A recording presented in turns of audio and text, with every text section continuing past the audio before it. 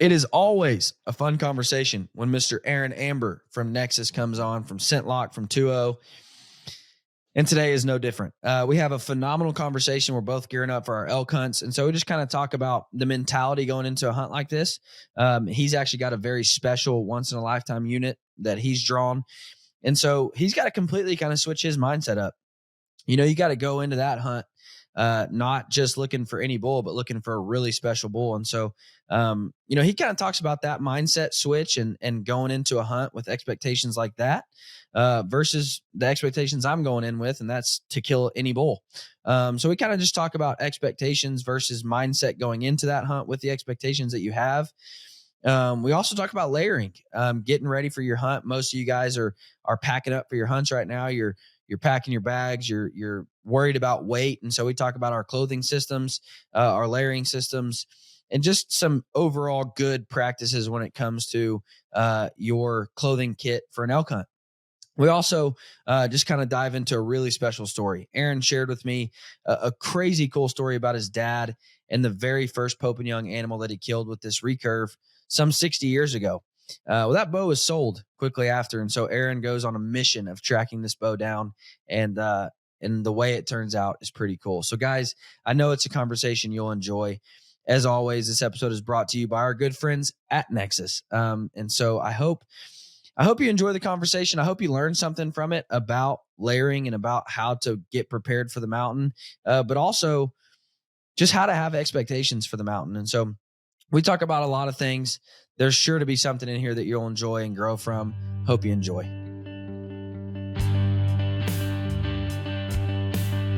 With over 90 years of innovation, Bear Archery continues pushing toward the goal of founder Fred Bear, making archery accessible for all. Fred believed the history of the bow and arrow were the history of mankind, and everyone should immerse themselves in the outdoor experience. Welcome to the Bear Archery Podcast, where the mission is simple: to hunt, grow, and inspire others.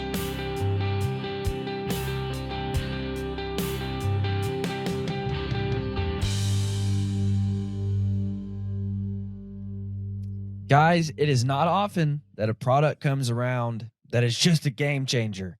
I introduce you to the paper tuner from papertuner.com. This is a game-changing paper tuner design that is designed from the ceiling down to help you tune your compound, your recurve, your longbows. Best news of all, it's going to take up zero floor space, and it only costs $75. This is engineered so it's easy to use, very quick to set up and take down with magnetic quick disconnects. It takes you a couple seconds to hang it up, to shoot through your paper, and then take it back down and hang it back on the wall, taking up zero room in your garage, your shop, your basement, wherever you're tuning bows. There's no bulky equipment. It's easy to use. It's fast to use. It's going to cost you $75, and everything that you need to hang it and use it is going to be in one box. It took me about 5 minutes to hang this initially, and then it takes a couple seconds to put it up and take it down anytime I want to shoot through paper. Guys, if you do any kind of work on your bows, or if you just want to ensure that your bows are shooting as good as they possibly can, I would highly, highly encourage you to get a paper tuner from papertuner.com. It's the best design I have ever seen for a paper tuner. So I would highly encourage you, papertuner.com. Go pick one up. Very easy to set up, very easy to use, zero floor space, very quick, very effective. And one of the coolest parts, in my opinion, all around the frame of the paper tuner, it's got what you need to see to know how to move your rest or how to tune your bow in order to take out the tears that you are getting. Guys, go check out papertuner.com. It's a phenomenal design. It's going to change the way you paper tune your bows. Papertuner.com. Get yourself a paper tuner. All right, Mr. Aaron Ambur, the leader, head honcho of 2.0, Nexus, ScentLock, kind of everything there, man. How the heck are you? Well, great, Dylan. Good morning to you, and look forward to the conversation. In our magical time of the year, the calendar's almost going to switch to September here soon, and the first season's opened up in middle of August out west. So, and football's going to kick off pretty soon too. So don't have a lot to complain about. Absolutely, man. November is the best time of the year, in my opinion, because you've got the best whitetail hunting. But it's that awesome time where basketball and football overlap. So you've got a lot of sports to watch. It's just an awesome time. And we had our first taste. I don't know about you guys there. You obviously get colder a lot quicker than us, but it's been 104 for 3 weeks. And then we just had this random weird cold snap and the high was like 70. And I'm like, oh my Lord. Like, it just made me want to get in a tree stand, dude. Yeah, we had some 40s here this week in the mornings, like say mid to upper 40s in the mornings. And I'm like, I want cooler weather, but man, this feels kind of cold. Yeah. Well, that's what I was talking, which we're going to kind of dive into. Both of us are about to head out on elk hunts and just kind of talk elk prep and, our trips. And I was talking with the outfitter and I'm like, what should I expect temperature wise? And he's like, high will be 70 max, like during the peak of the day on the mountain, 70. But it'll dip down into low 20s, high 30s, like at night. And I'm like, cool. Like, sounds like a dream come true right now. But like you said, it's a little chilly when it first starts hitting. Yeah. September, speaking of just the weather and elk hunt, I still think that's in part why September is so special. I mean, there's nothing like a warm midday and you can handle a little bit of cool mornings. But it's nice when it gets midday and it gets warm and you're like, man, the sun just sort of makes you like dizzy. You're like, man, I just need a little nap right now. And September's awesome. I just cannot wait. Cool mornings, warm middays, and just the most beautiful time of the year ever. 100%. And I just I always find it funny. Like that first, like you said, that first like 40-degree day, you're like, man, it's chilly. But at the end of winter, when it hits 40, you're like wearing shorts and a t-shirt and you're like, dude, I'm sweating a little bit, it's just funny. But yeah, I'm excited. So let's jump in, man. Where are you going elk hunting this year? Yeah, I'm super excited, Dylan. I've been applying for New Mexico through the general draw for 19 years. And as you're aware, and the listeners may or may not be aware, that's New Mexico is a non-preference state. Now, certainly I've hunted New Mexico with ranch tags before, but in 19 years or 18 years, the 19th year was special because I drew a tag for the Val Vidal unit, which is, they only give believe it or not, two out-of-state non-resident tags. And I drew second season. So I believe that opens like the 15th and goes to like the 26th, something like that. All I know is I'm leaving the 16th and hunting the 18th through for 6 days. So it's a special unit. It's a once in a lifetime draw. So whether you're resident or non-resident, it is you can only draw it once in your life, and it's a public land unit, which is great. I really like to focus in on limited draw public land units, and that's my strategy going down to New Mexico. And I couldn't be more excited. There'll be a lot of elk. And usually the challenges in a unit like that, it's, I'm going to go for broke. I'm going to go for a big bull. I'm be focusing on 350 plus. So we're going to have to sort through quite a few 3s to, 320s, and not being that guy. But I'll tell you, if you're on this side of the draw and you get a special unit like that, I go for special sort of results. So it's funny. You already answered my question. There's a lot of hunts I go to and it's just, hey, I'm killing a bull. Like whatever it is, I'm shooting it. I'm going to kill a buck, whatever it is. If it comes in, I'm shooting it for whatever reason. Maybe I'm with my dad or something and I just want to make sure I'm be able to kill a buck with my dad, whatever reason that is. But when you're hunting somewhere special like that, man, you've got to reframe your mind because you only get one shot at this, lifetime one shot at this. Yeah. So you certainly don't want to punch a tag on a 310 and then on the first day, but then you've got 5 more days of looking at 360s, 375s. So how do you make that switch in your mind? Like, what are you going into this hunt expecting? What are you going into this hunt? Obviously 350 is kind of that threshold you want to get past, but how do you reframe that mindset going into it? Yeah, well, a couple things. I can't say it's my most favorite thing to do is to hunt big critters. I mean, I like killing something big, but there's also an amount of pressure that comes upon oneself when you go into that frame of mind. Because I will tell you, I've killed enough elk that I'll tell you the 290s just as exciting as, I killed a 350 a couple of years ago in New Mexico. it's the same deal. Now, I'm telling you, they are a little tougher to come upon and to actually close the deal on. But at the end of the day, you get a screaming elk, and you got goosebumps and the hair on your back, your neck raises. So it's all the same. But it's just, I kind of say it's like black bears. And if you've ever been have you been black bear hunting before, Dylan? Oh yeah. I love bear hunting.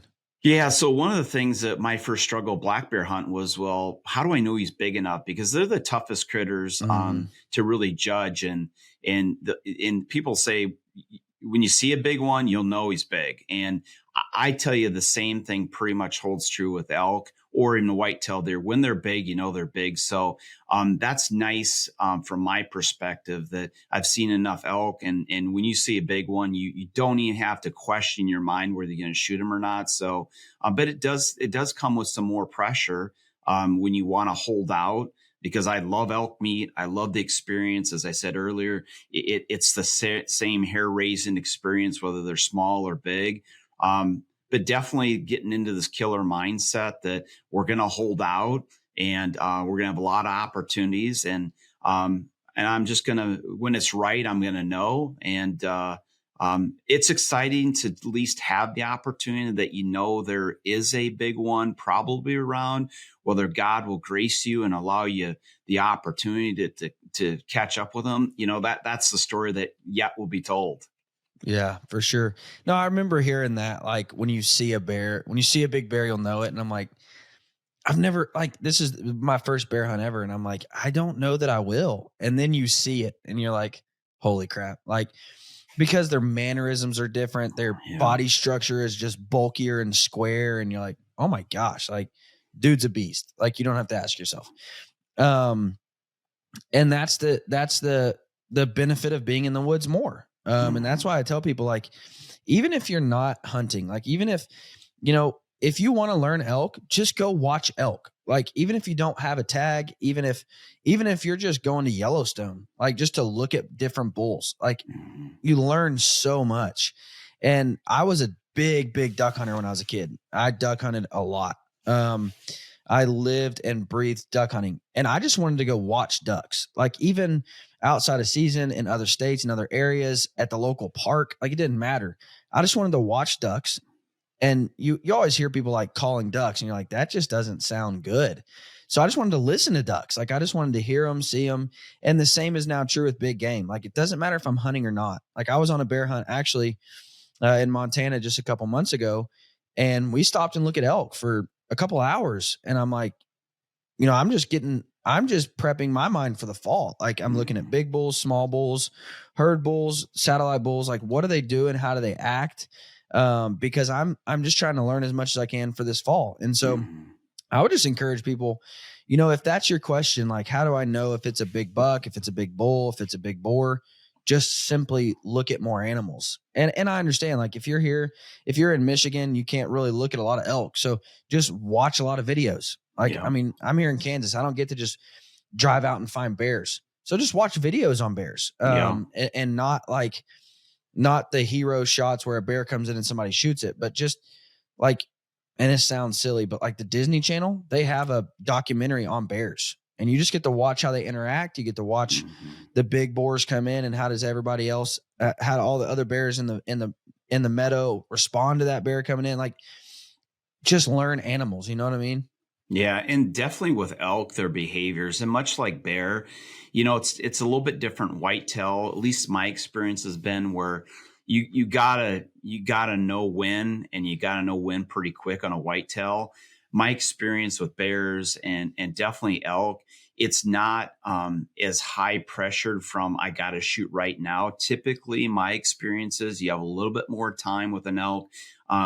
They're a lot less picky outy. In other words, they don't peg you like a whitetail would be walking through the woods. I mean, the elk I shot 2 years ago in New Mexico, I was literally 4 yards from him, and he was 2 foot above me on a trail. And I guessed the wrong trail. The cows were coming to the right of me, and he ended up coming up to some jack pines coming to the left. And I just was holding my bow.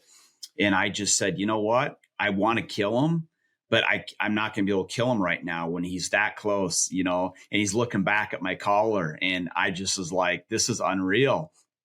but being that close, just had a little favorability of wind. And luckily, another bull bugled that was about 100 yards behind him. He whipped around, and as soon as he whipped around and leaned his head back and bugled, he's now at 10 yards. I drew, and it was that simple. So my big thing with elk hunters and this elk situation is just don't freaking panic, because just keep your cool, don't move, and just let it come to you. And I basically said to this elk, if you're going to get killed today, and this is this little conversation in a short amount of time that happened, I said, it's going to be on you. You're going to have to give me a chance right now, because clearly I didn't get prepared or guess right to be drawn when you came by those jack pines. And, but it's fun. It's exciting. I just hope I get a couple warm-ups before, because, just like anything, observation. And once you're in the situation, I just like a couple of days to kind of get my feel for what's going on, get back in the game. Because for most of us, Dylan, outside of an early antelope tag, or, if I go hunting whitetail in South Dakota on Labor Day, this will be my first in the woods for the year. And just, it's just got the first time, it's kind of like the first time in a tree stand, wondering where shit's at, and, what's in what bag, what pocket. You're just trying to get acclimated again to the scenario. So it can happen pretty fast. So I hope I get a little warm up time.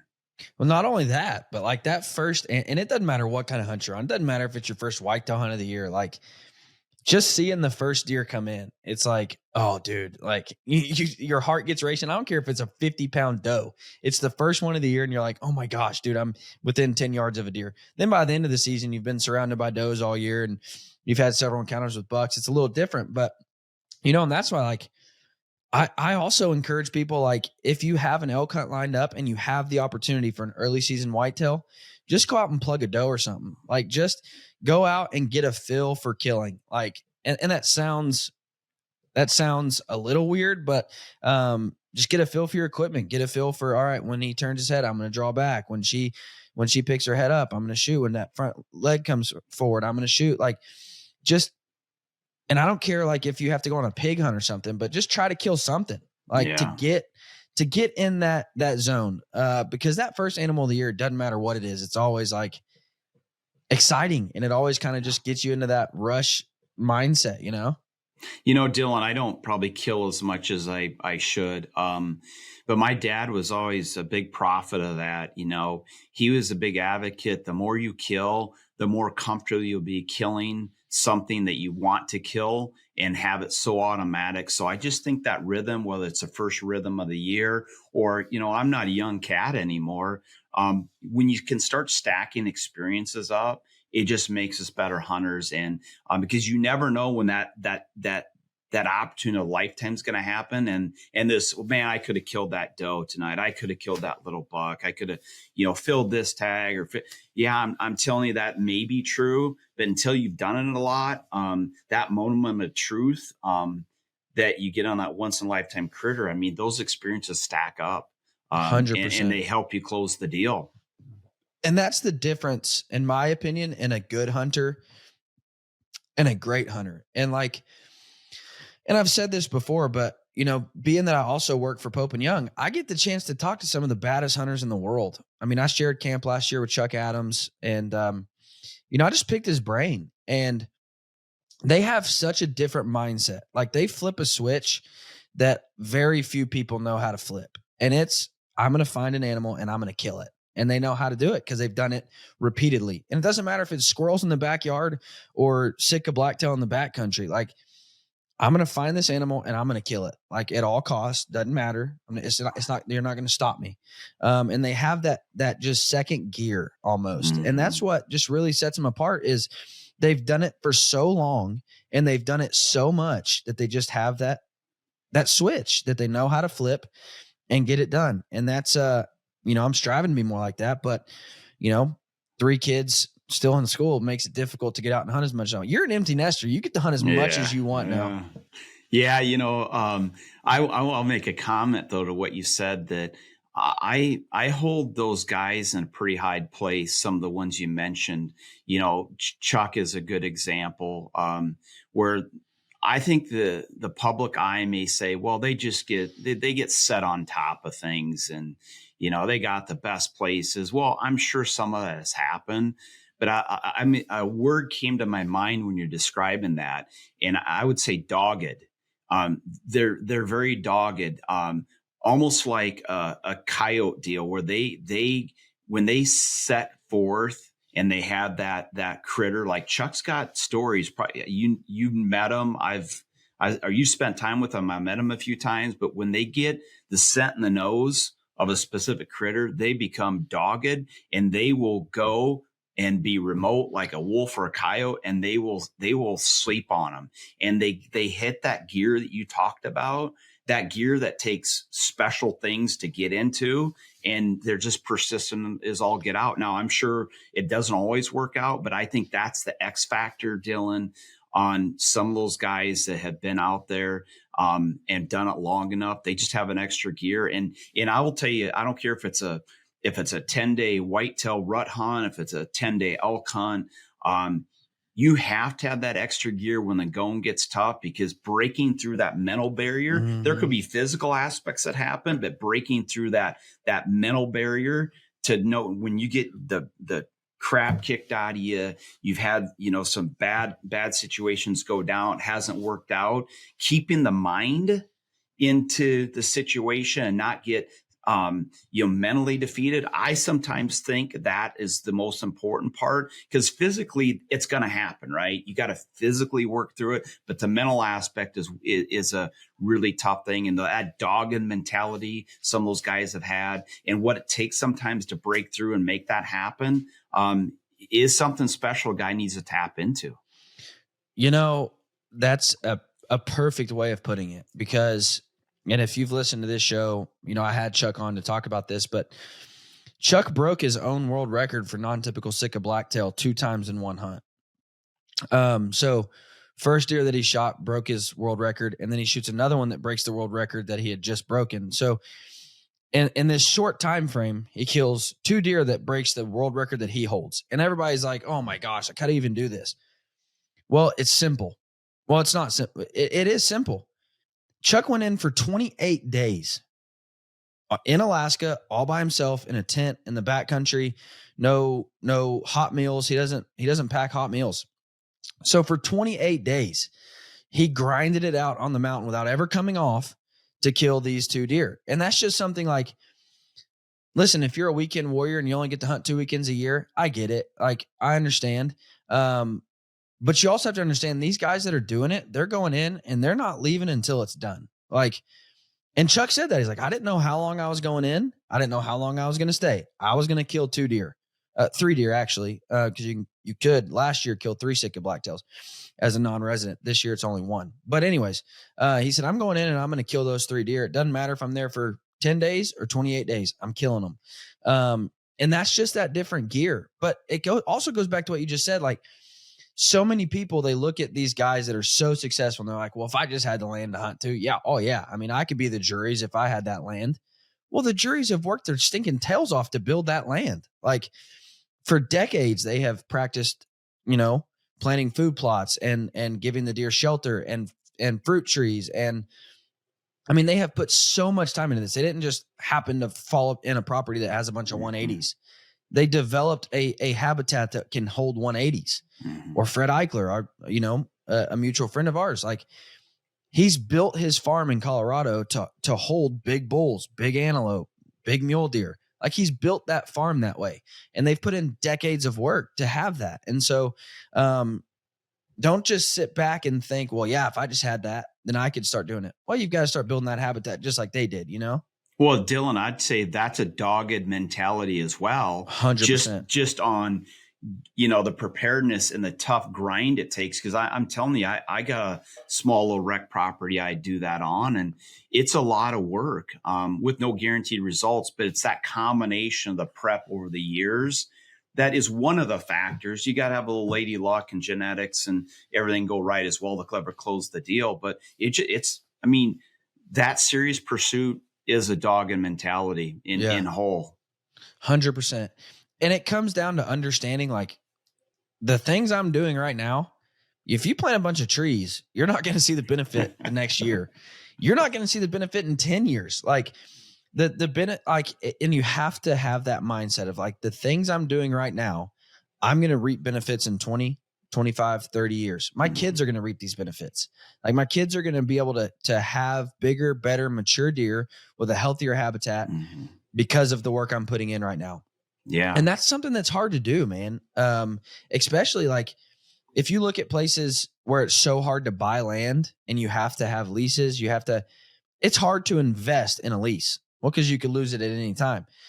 But again, if you want to have opportunities, consistent opportunities at 150s, 160s, 170s, whatever caliber of deer that you can hold, then you have to put in that work, man. And it's just that it's that hard mentality to develop. Yeah. Another word came to my mind when you were talking. It's about luck. People say, well, that was lucky. I will tell you, some of these very pursuit driven individuals, I like to say they position themselves for the highest probability for luck to actually show its face. So, because there's a lot of that. I'm telling you, you see the lucky moment, but there was a lot of things they did to put themselves in position to cash in on luck. And I don't think a lot of people always can put that together in their mind. And there's been some true lucky situations all of us have been into, like just by the grace of God, a magical moment. I get it. But if you want more probability of being in those special situations, which most would be called luck, it is this doggedness mentality. Well, it's the pursuit, the preparation, the pursuit, the habitat, et cetera, et cetera, et cetera.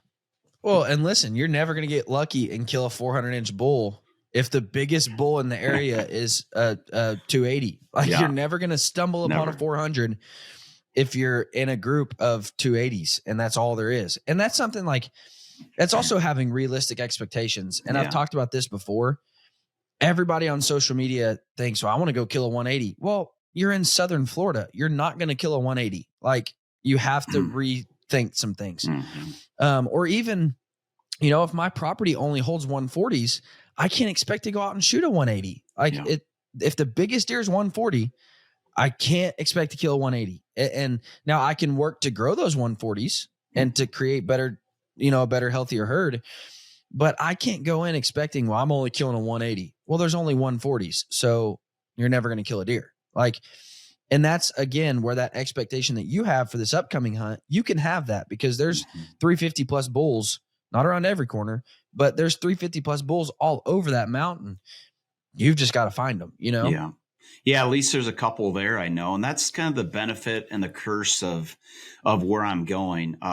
My favorite hunts, Dylan, have definitely been those public land units where I know there's not something, the probability of something big is really, really low. And I've enjoyed those hunts probably the most because I just went and had a lot of fun. And I've been into that situation you talked about earlier where you don't have huge expectations, you just want to go kill something. And so I've really enjoyed those probably most in my life, public land in general, where it hasn't been, where, there's not an abundance of big critters. So that's probably my most fun. Now, I'm certainly not disappointed that I know there's a greater probability than not that there's a big critter on the mountain. So that's a benefit of this unit. And as long as, talk about mind frame, that's my mind frame. So at least going into the hunt, I know what I'm getting into and I can set realistic expectations for probability of something around. I'm just going to have to grind. And I hope it comes together. And that's the mentality I'm taking into this hunt.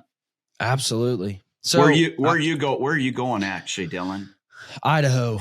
I've got a combination. I've got an elk and a bear tag. So, hopefully I can kill one or the other, hopefully both. I mean, but just a really good area to kill bears. I don't think killing a bear will be a problem, at all. Last year I shot a bear in the first night in this area. So, saw bears every time I looked for bears, found bears. And so, I'm excited, man. I'm going into it with, I've got 3 buddies and Bear actually did a giveaway for the 5th spot. So I've got 3 buddies and then the giveaway winner all coming on this hunt. Nice. And 3 of those buddies have never hunted out west. So no, I'm sorry. 2 of the buddies have never hunted out west. One of them, their first Western hunt was last year. So I'm just really excited, man.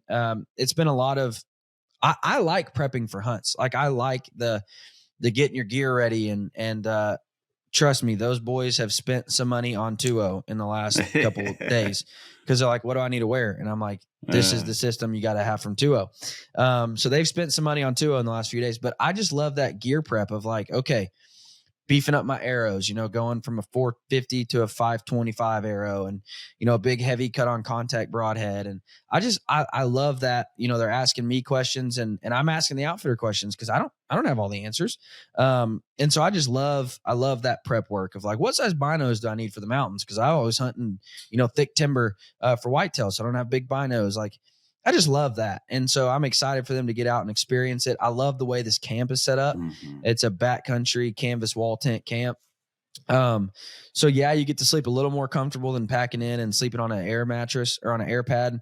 But you're still in the backcountry and in my opinion, the way it should be, you've got your mules outside and you're in a canvas wall tent and you're just, oh, it's so incredible, man. Waking up in the mountains, walking out in that first crisp morning and hearing bulls, just ripping off. It's so incredible. And so I'm excited for them to get to experience it, but I'm also excited to go kill some bulls. So you're going to be a guide, coach, and a camp counselor then it sounds like.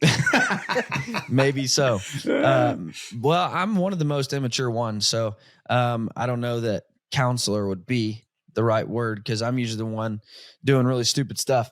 But it'll be fun. Look forward to podcasting on the mountain. So you guys stay tuned for that. We'll be doing some podcasts from the mountain. So it'll always be a good time. Guys, I'm an arrow junkie. I love arrows. And I have found a fondness for deer crossing archery. Everybody makes a good arrow. I'm not saying that anybody out there makes a bad arrow. But what really sets deer crossing archery apart is when I call them, I'm going to get the owner on the phone. I'm going to get the guy that's building my arrows on the phone, and they're going to walk me through a complete custom build. They're not shipping me a box of arrows that they ship out to everybody. I'm going to pick my knot colors, my fletching colors, my wrap colors, the fletching configuration I want on the arrows. Not only that, I'm going to walk him through my setup. I'm going to walk him through what I'm looking to get out of the setup. I'm going to tell him total arrow length I want to be hitting, total arrow weight I want to be hitting, total insert-outsert weight I want to be hitting, FOC, and he's going to custom build a set of arrows and send them to me.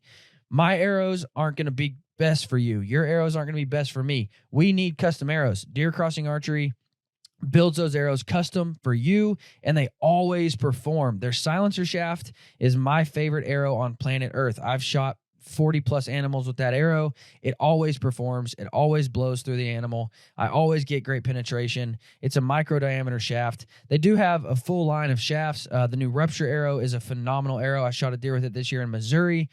I love their arrows. Guys, I would highly encourage you to check out Deer Crossing Archery because you don't have to go to a box store and buy a set of arrows that are just made from the factory. You can get arrows custom made for you that are going to work best for you and your setup. Guys, use code hunting101 to get a discount at Deer Crossing Archery. I would highly encourage you to check them out. They are phenomenal. And I do want to talk, gear breakdown. What are you wearing? How do you layer? How do you build a system? Before we do that though, I do want to share, I've got some exciting things in the works with Aaron and the rest of the crew over at Scentlock 2.0 Nexus. Can't share too much about it yet. I plan to really have a big rollout party at ATA. I know it's a long way away, but I'm really looking forward to doing some really cool things with these guys. So stay tuned for that. All right, 2.0. What do you? I did a spring bear breakdown on my 2.0 system. I don't know if you saw that. Walk me through your layering system for elk. Yeah, so I want to go back to something we talked about, which is weather conditions. So what's interesting about September in the mountains is temperature variability, which, Dylan, you gave some evidence of that of, 20s to 30s. I don't know it'll be that cold where I'm at, to 70s during the midday. You might see some 80s. So, as I break down what I'm taking, I actually just did a video the other day about, I just talk about the common sense way to think about how to pack. And I was going through my bag, Dylan, saying what I'm going to pack. So I really break it down into 3 buckets. I really talk about next to skin. And then I talk about insulation or mid layers, if you will. And then I talk about protective gear. So I just want to briefly talk through how I'm packing. So when I'm describing next to skin, I'm referring to those first layers. Most people think next to skin is just base layer, but I talk about, my favorite pant that I'll be taking is my climb pant, and that'll be next to skin, right? That'll be my first layer. And then my top that I'll be taking, and these will be the things I use the most, will be the 250 merino hoodie. So those will be the pieces that will be my core, if you will, next to skin. Now I'm taking a couple of +1 next to skins with me. I'm actually going to take my zip off 20150 base layer.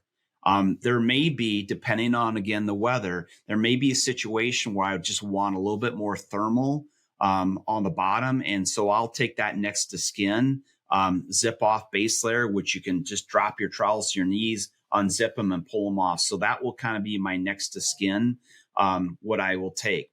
Then in really the layering situation, I'm going to be taking a couple layers. I'll be taking our hybrid jacket, which is a combination of merino and bamboo, and it's a really nice +1 piece. So I'll have my merino 250 on as my next to skin, and I'll bring that jacket, if you will, just for a little insulation factor. If it gets a little cooler in the mornings, I will take that and then shed that and put that in my backpack.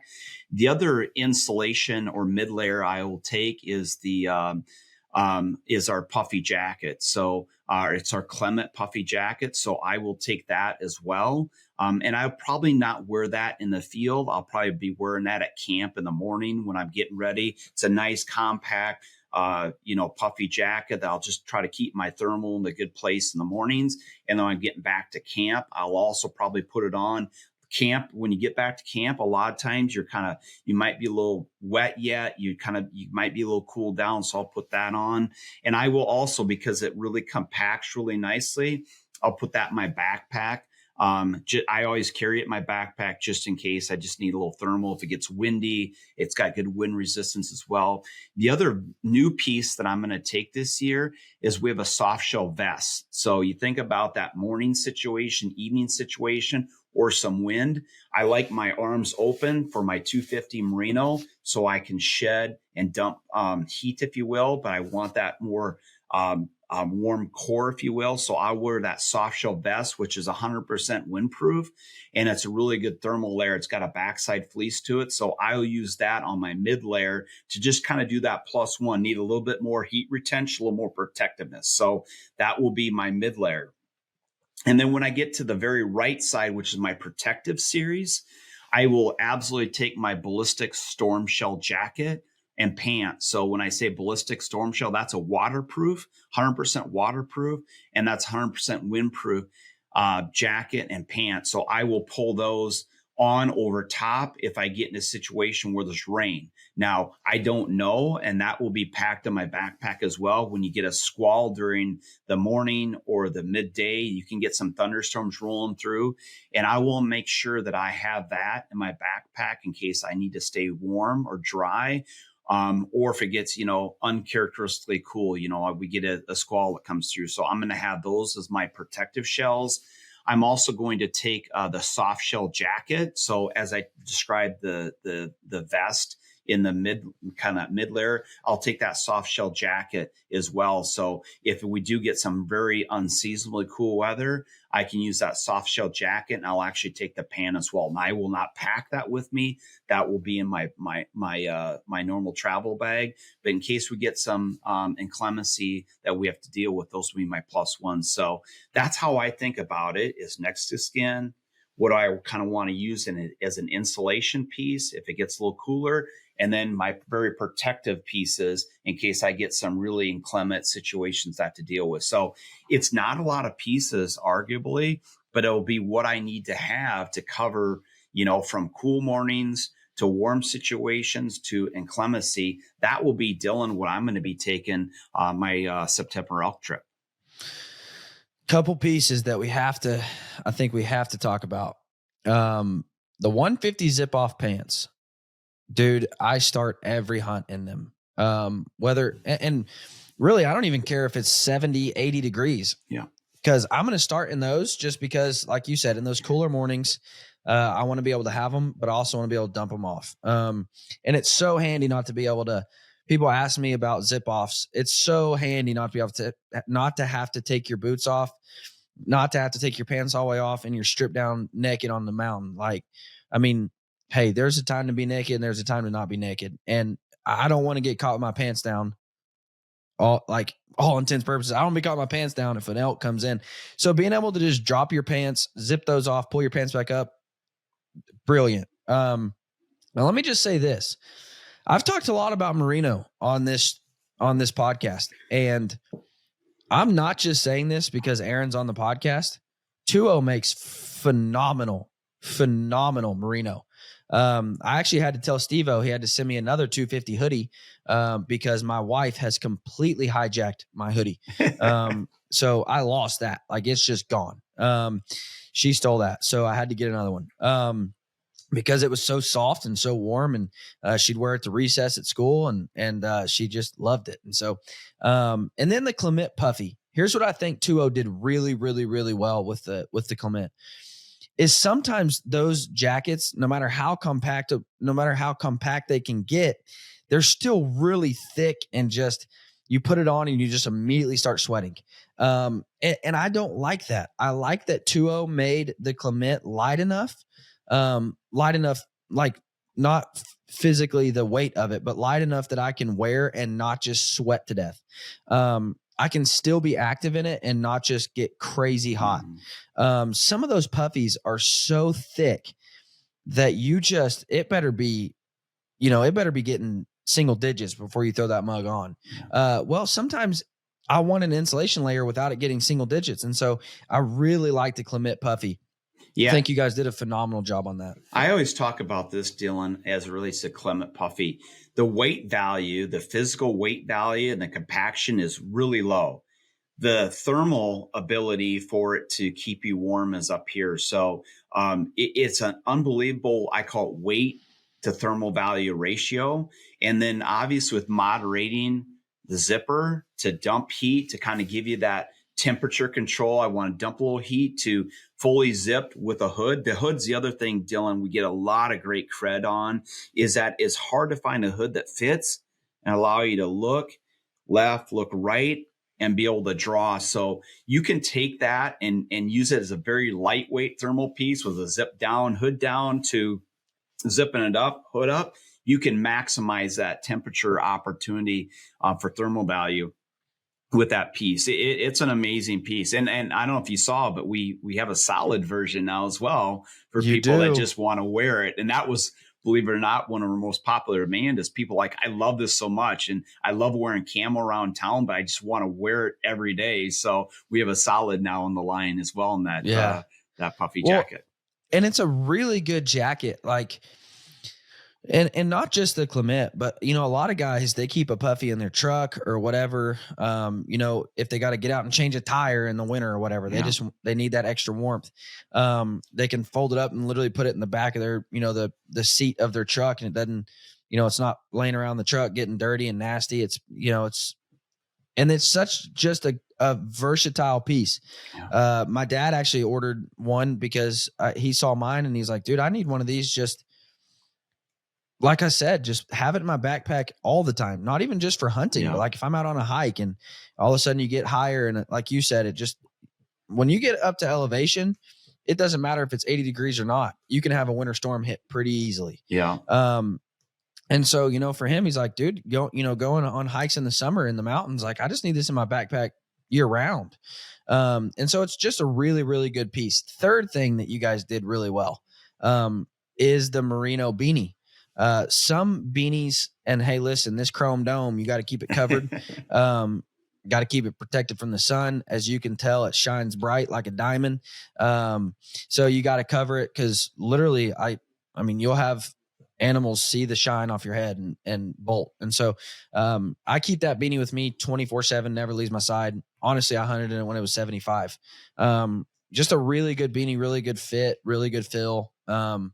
You guys did a phenomenal job, man. You really did. Well, I'll tell you what, I even like that beanie for sleeping nights, because I've been on the Elk Mountain before where I'll sleep in my base layer bottom, my base layer top, and I'll have my beanie on my head. And it's not one of those beanies that it's there because you're warm, but you don't know it's there because it's uncomfortable. So a lot of times I will sleep in that beanie as well, just to kind of keep your head warm. And, I tell people the big difference between this elk hunting and whitetail hunting is that typically what conditions you're going to go to battle when you go to sit in the tree stand.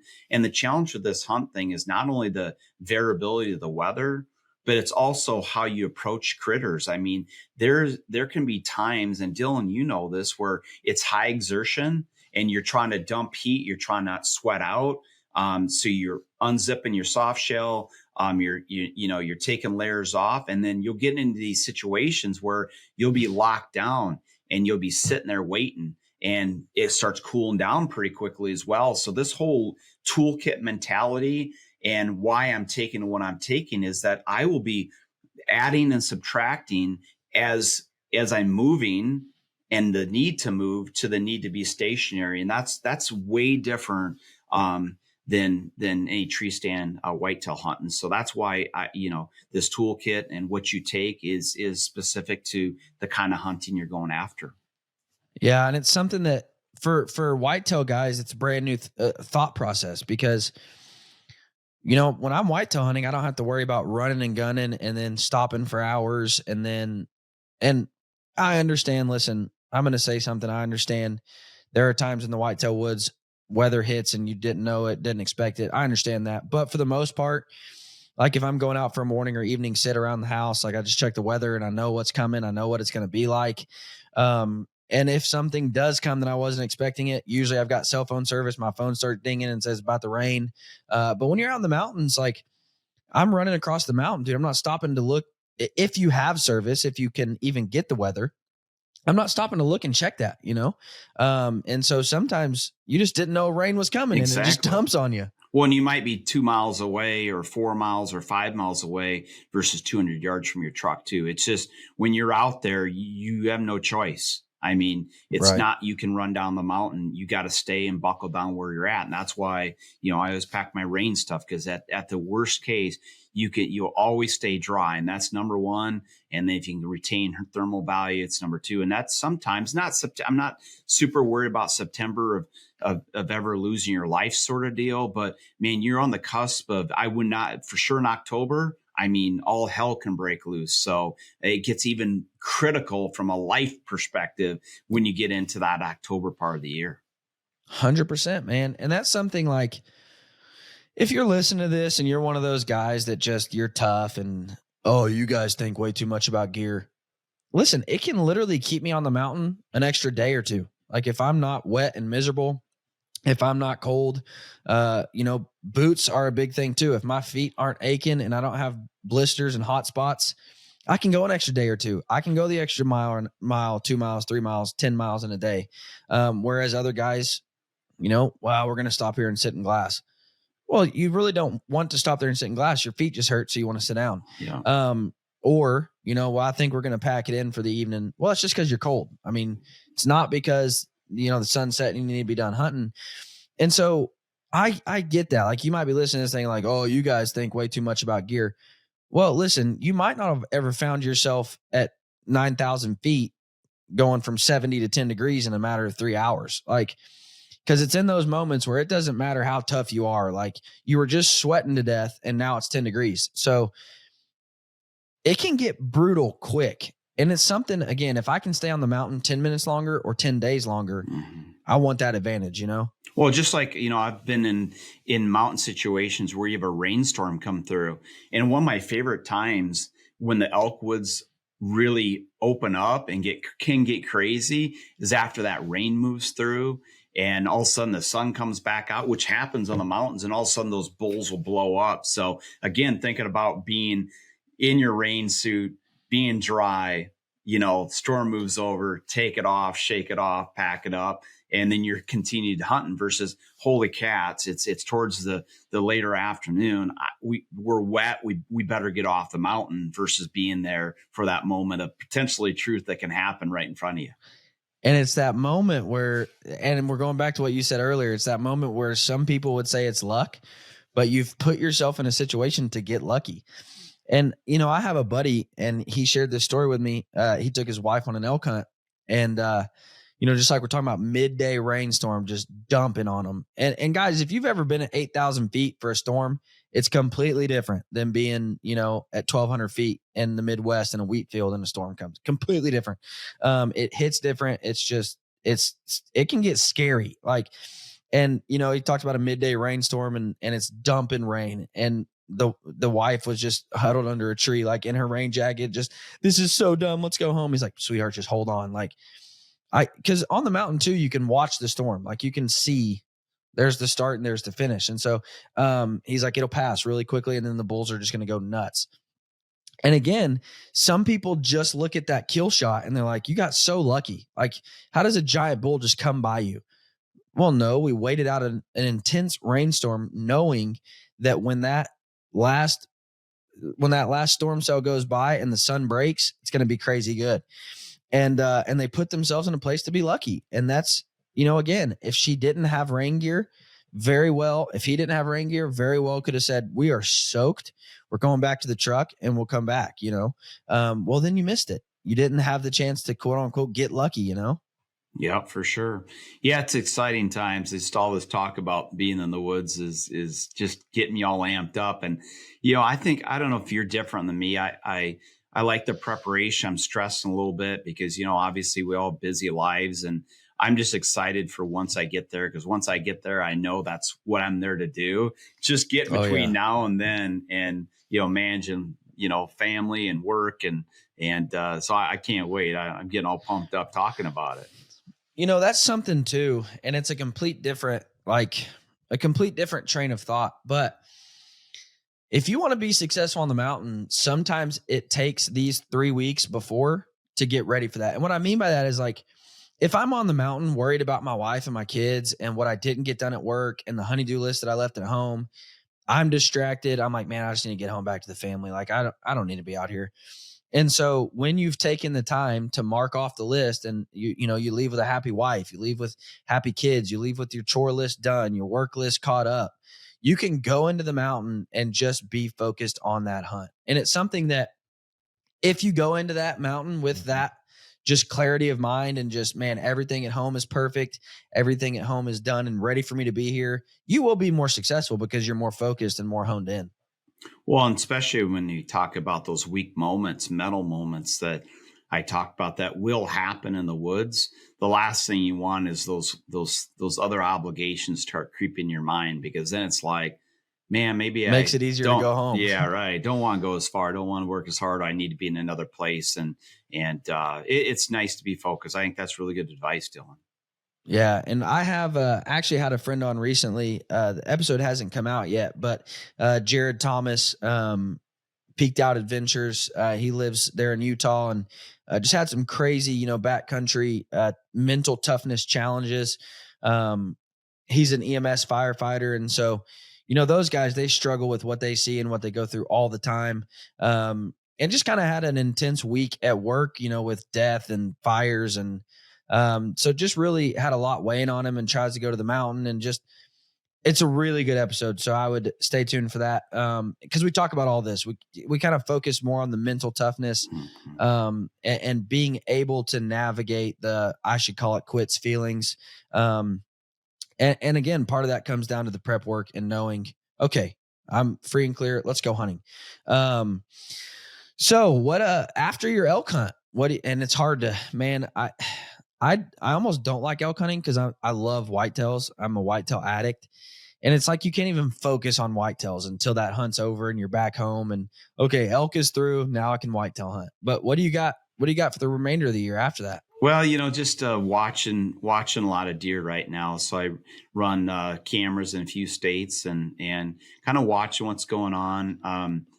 focusing on my son when I get back on whitetail. Michigan actually opens in October 1st. So focusing on him, might take him out Labor Day out to Dakotas. He's still working on me on that deal. And so, yeah, I'll definitely get in the whitetail mode, and I'm just going to, do what we talked about earlier, just kind of balance life and work, and can't wait to get out in the woods. I typically don't get super serious until, Halloween. But I definitely am a big believer these days in like early season hunting. I think I like like this South Dakota hunt. If I do that, it's the first few days of September. It opens up September 1st, and predictability, although they're short hunts. In other words, you got a half an hour in the morning, half an hour in the evening. It happens pretty quick. I certainly like the predictability, and but nothing better than Halloween and being in the whitetail woods. 100%. Now, South Dakota, that's like going back home for you, man. Yeah, it is. It's where I was born and raised. I grew up on farm and ranch in South Dakota and spent, the first 25 years of my life there. And so it's always, fun to get back on dirt and my home dirt. And I just like the landscapes of Western South Dakota. It's I like prairie. I like, river bottoms. I like, I do some hunting out west where you have the Black Hills and the prairie lands. So it's very dynamic. I do enjoy that aspect of it. But then, I think about Illinois, the whitetail woods in Illinois, and I think about, potentially something happening there, or Nebraska. I do some hunting in Nebraska as well in the river bottom. So it's just fun. It's like anything. It's like summers are short. Falls feel like they're even shorter. And you have all these ideas and all these things you want to get done. And so I'm going to try to pick and choose what I get done, but getting my son on some deer this fall is probably my number one priority. Yeah, that's for me, man. That's for me, the Ozarks in Northwest Arkansas. That's where I grew up cutting my teeth, chasing deer. And I always love going back there. The deer are not anything special. You're not going to kill a giant. But just going back to where it all started, man. Yeah. And, being in the pines and hunting with dad. I mean, it's one of my favorite hunts of the year. And I always do it, go home. Like I said, my wife's a teacher. And so Thanksgiving break, just go home all Thanksgiving break and try to kill deer in the Ozarks. And it's just always super special. Even if it's just a doe, it's like, man, this is where it all began. Like it just holds a special place in your heart. So it's always fun. Did you draw Kansas? No, I didn't draw Kansas. So I just put in for another preference point there. So I'll probably go back to Kansas next year. And those, you mentioned your father. I just was thinking last year, I took my dad on that early season September hunt, and, we're sitting in the blind, and he's like, yeah, Aaron, it's been, I think he said it was like 62 years since he had shot his first deer with a bow. So, that's special too. So I think, the older you get, the more this comes around, whether it's your kids or your dad. My dad's almost 80 years old now, and those people that gave a lot of things up, your dad, probably my dad. I know my dad gave up a lot to make sure those years were special for me. And it's fun to give back. And frankly, like even elk hunting, Dylan, I don't care if it's sitting next to my son in a blind or next to him.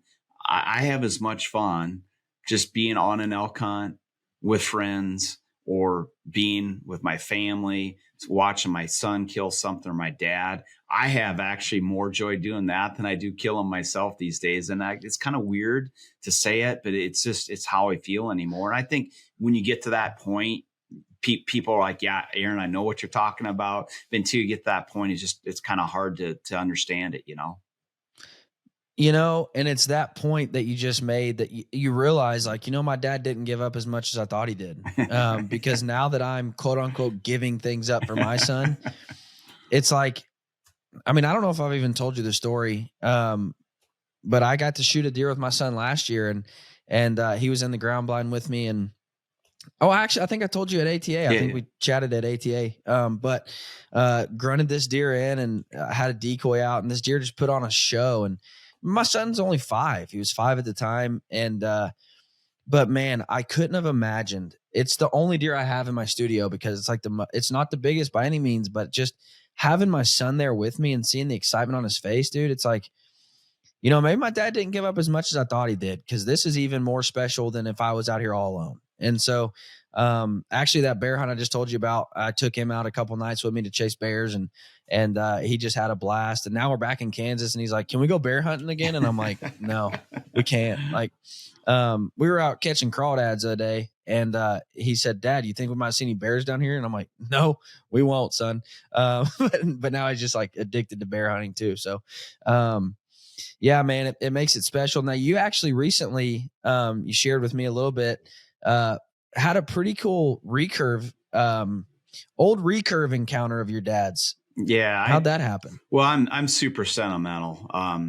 Even though I might look hard on the surface at times, I'm super soft inside, and I've always been a big fan of. I don't keep a lot, but I keep things that are special to me. I probably only have kept 2 or 3 bows in my history, like my compound history, and I've kept them because they meant something to me.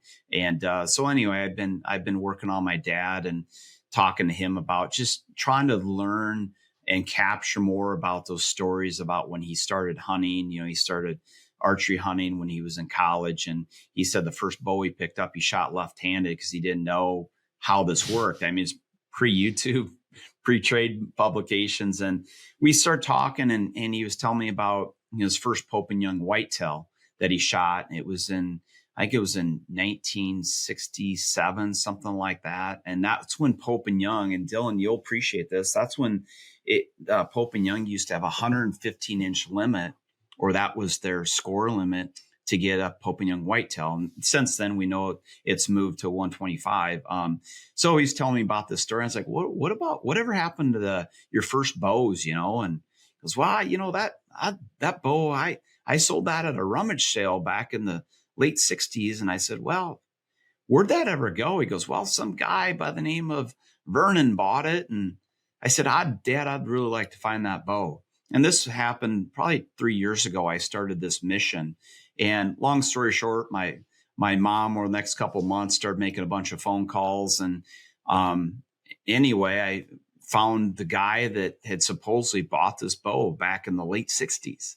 And I said, well, what do I got to lose? I'm going to call the guy to see who he sold it to, and then maybe I can track it down. And so it's pretty special. I called him, and of course he's in his 80s, and he had a smartphone, and I was leaving him voicemails, and then I was Facebooking them, and I finally responded back on Facebook, and they never responded again. And anyway, I finally got a hold of him. He called me one day and said, well, I got these new phone, and I see I got a message from you, and yeah, that your dad's bow, I still have it. I was like, holy Moses, you actually still have that recurve bow. And it's a grizzly, a bear grizzly recurve bow. And he actually said, not only can I have it, but I'm going out to a Presho, South Dakota Lyman High School reunion, and I'll just take it out, and I'll find your mom and dad. And I suppose I should get some money for this. And it didn't matter. He could have fleeced me, and it didn't matter because it was so important to me. So, it's in my mom and dad's possession right now back in South Dakota. I can't wait to get it. And Dylan, again, I told my dad it'll be in our family forever. And so my next kind of journey, not that I haven't shot, a long bow a little bit, I've never shot an animal in my adult life with a traditional bow. So that will be my next mission. I know you're way ahead of me with the traditional bow thing. So that's my next mission, is get that grizzly bear, or that bear grizzly bow. And I'll probably, I may want to recreate the South Dakota situation where he shot his very first whitetail Pope and Young buck. Goodness. And so hopefully I can find like 115-inch deer, and hopefully God will grace me and allow me to get proficient. And so that it's, it was a windy path to get it, to figure it out. But, I'm so excited, Dylan. And it's my dad's been sending me pictures. He's like, yeah, man, this was a really nice bow. And he's been shining it up, and mom's been working on it. They're just getting it, So I'm happy that he got to reconnect with it and know it's going to be in my hands and my son's hands someday. And I couldn't be more excited.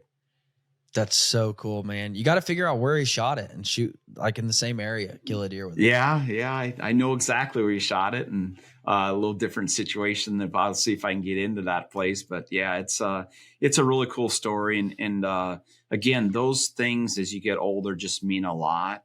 And I just wish I would have kept a couple more things. Not that I want to be a pack rat, but I just find a lot of recreation and of memories, if you will, through those heirlooms that are important to me. And I'm just and luckily because of our Bear relationship, I was able to email the guys at Bear, and they gave me all the history on the bow and when it was created. And I got the original catalog pictures of when they featured that bow, and it's got a couple different woods on it. So yeah, I'm pretty excited, to say the least. That's so cool. That's awesome, dude. I can't wait to see you kill a deer with it. And that's the benefit. Like, you know, this plays a small role in it. But people ask, why would I enter my animals into Pope and Young? Like, I don't care about score. But that's okay. Like, you want the history to live on forever. Yeah. Because now when Aaron's dad is long gone, he can look back at that number in a book and say, that was my dad, man. He killed that deer. I've got the bow he killed it with. Like, it's cementing it in history. And I understand, like, you can have the trophies on the wall, but, you know, heaven forbid, you know, you lose trophies in a house fire or whatever. But that's letting everybody for the rest of history celebrate that deer. Yeah. And you're putting it in a book that for the rest of history, it'll live there with your name right next to it and the 115 and 3/8 or whatever it went. And you can always look back and say, no, there it is. Like, that's the deer right there. And so that's so cool, man. You say you want to kill a 115 with it. I think you got to kill a book animal with it so you can. And here's what would be really cool. Well, never mind. That wouldn't happen. I was going to say, if you could kill one that would be right next to your dad's, that would be super cool. But now you can't. But man, that's so cool, dude. Well, you know, he told me, and I know we'll wrap up the show here quick, but, you know, speaking of elk hunting, I had asked him, well, what else did you kill? He said, well, I killed 3 elk with that bow. 3 elk. I go, that's pretty good. He goes, I killed them in one season. I'm like, whoa, one season you killed 3 elk. And he was telling me, and this won't matter to anyone that is not from South Dakota, but there's a national park in South Dakota called Custer State Park. And Custer State Park, and I believe this is in the late 60s, I'd have to fact check it, but Custer State Park had their second archery elk season. And in that second season, he applied for that. And I said, well, you drew a tag? He goes, yeah, I drew a tag. And it was the second season. I said, well, when did you hunt the rut? He goes, no. He goes, archery was such an early thing back in the late 60s where he said we could only hunt them when it was, when it snowed. I said, what do you mean? He says, we were on call, the 6 bow hunters that drew tags in Custer State Park for the second season. We were on call. And I said, what that means? So when it snowed, we got a phone call. So he said, we went out there. He said it was colder than hell. He said he didn't remember if it was December or January, but it was the first snowfall. And a game fish and parks field officer met all the 6 hunters, and they decided at that hunt that they were going to party hunt, and that they did it in a drive. So they drove them like deer. So they selected 2 sitters and 4 walkers, and they would rotate. So Dad said he, the first drive, he was actually driving and shot a nice old cow elk with his bow. And so he said he shot that one. And he said, then I was on a post situation, and I shot another cow elk. So he shot like the first, the middle. He said, in the last drive, I got to drive, and some 14-inch, he said, spike bull came back at him when they were driving, and he got to shoot that one as well. So he shot the first one, he said, and then the last one and the middle one. So they were party hunting. He got to shoot 3 of the, and so again, I had no idea, Dylan, that's how some of the archery season started, where they were a little sketchy on it. So they had to have snow so they could track them, because they didn't know if these archery guys could, lethally kill something, because they're just used to guns. So those are just a couple of the really special stories. And of course, I told my mom, I gave her the deal. I said, you need to write all this stuff down so that I don't forget the stories, and I can, tell them, and my son can tell them. And Yeah, it happened with That's that bear so grizzly, cool. man. It's really cool. And that's something like you said, a lot of people, most people don't understand how the archery seasons used to be. They can't comprehend that because now they're the longest seasons and you get the most time to hunt. And not that we're here to talk about Pope and Young, but that is the purpose that record book served. Because just like with South Dakota, thinking that the animals is archery going to be lethal enough to harvest these animals?